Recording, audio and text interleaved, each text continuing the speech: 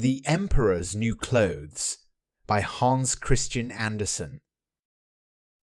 Once upon a time, in a grand kingdom, there lived an emperor who loved clothes more than anything else. He spent all his money on being finely dressed. He cared nothing about his soldiers, the theatre, or even driving in the woods, except for the opportunities it gave him to show off his new clothes.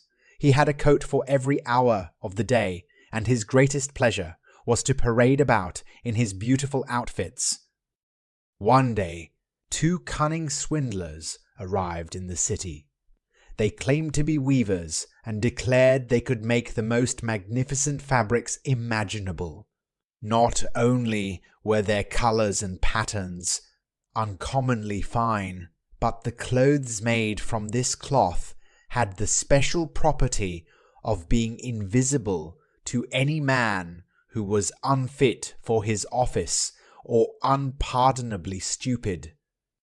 Those must indeed be splendid clothes, thought the emperor.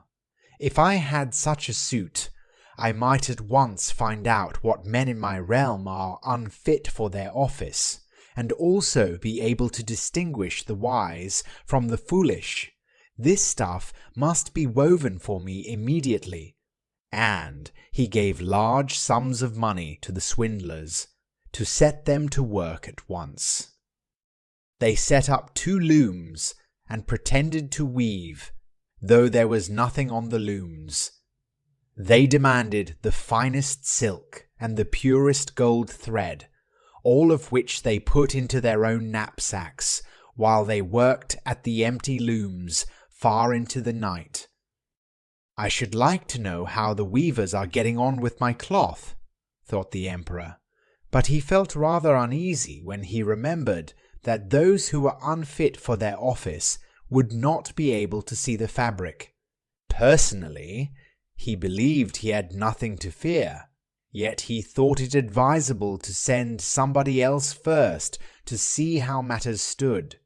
Everybody in the city had heard of the wonderful property the cloth was to possess, and all were anxious to see how stupid their neighbors were. I will send my honest old minister to the weavers, thought the emperor. He can judge best how the cloth looks, for he is a sensible man, and no one can be better qualified for his office than he is. So the honest old minister went into the room where the 2 swindlers sat, working at the empty looms. Heaven preserve us, thought the old minister, opening his eyes very wide. I cannot see anything at all. But he did not say so. Both swindlers begged him to be so good as to come nearer, and asked him if he did not admire the exquisite pattern and the beautiful colors, pointing to the empty looms. The poor old minister tried his very best, but he could see nothing, for there was nothing to see. Heaven have mercy, he thought. Can it be that I am a fool? I would never have guessed it, and not a soul must know. Can it be that I am unfit for my office? No, no. I cannot say that I was unable to see the cloth. Well, sir, what do you think of it? Asked one of the swindlers. Oh, it is charming, quite enchanting, replied the old minister, looking at the loom through his spectacles. Such a pattern! What colors! I will certainly tell the emperor how delighted I am with it. We are pleased to hear that, said the 2 weavers, and they described to him the colors and explained the curious pattern. The old minister listened attentively, that he might relate to the emperor what they said, and so he did. The swindlers now asked for more money, silk, and gold, which they required for weaving. They kept everything for themselves, and continued to work with as much apparent diligence as before at their empty looms. Soon after, the emperor sent another honest statesman to see how the work was progressing, and how soon it would be ready. The same thing happened to him as to the minister. He looked and looked, but saw nothing, as there was nothing to be seen. "Is not that a beautiful piece of cloth?" asked the two swindlers, showing and explaining the magnificent pattern, which, however, did not exist. "I am not stupid," thought the man. "It must be that I am unfit for my office. That is very strange. However, no one shall know anything about it." And he praised the cloth, which he did not see, and declared that he was delighted with both colours and patterns. "To the emperor," he said on his return, "it is beyond comparison." The emperor now thought he would like to see the splendid cloth himself, while it was still on the loom. With a number of his courtiers, including the two honest men who had already admired the cloth, he went to the crafty impostors, who were working as hard as ever at the empty looms. "Is it not magnificent?" said the two old statesmen, who had been there before. "Your Majesty must admire the colours and the pattern." And they pointed to the empty looms, for they imagined the others could see the cloth. "What is this?" thought the emperor. "I can see nothing. This is terrible. Am I a fool? Am I unfit to be emperor?" But aloud he said, "Oh, the cloth is beautiful. It has my highest approval." The courtiers who were with him gazed and gazed, one after another, but could not see anything more than the others. "Nevertheless," they said, "like the emperor, it is very beautiful." They advised him to wear clothes made of this magnificent cloth, especially for the great procession he was soon to lead. The whole city talked of the splendid cloth, and at last the emperor awarded the swindlers the title of imperial court weavers.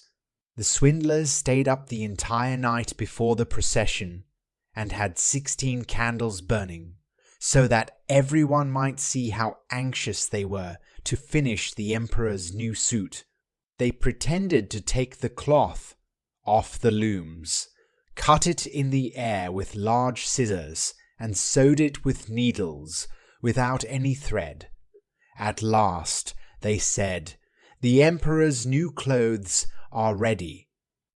The emperor came himself with his noblest cavaliers, and the swindlers each raised an arm, as if they were holding something, and said, "These are the trousers, this is the coat, and here is the mantle," naming each garment. All of them are as light as a spider's web. One might think he had nothing at all on when dressed in them.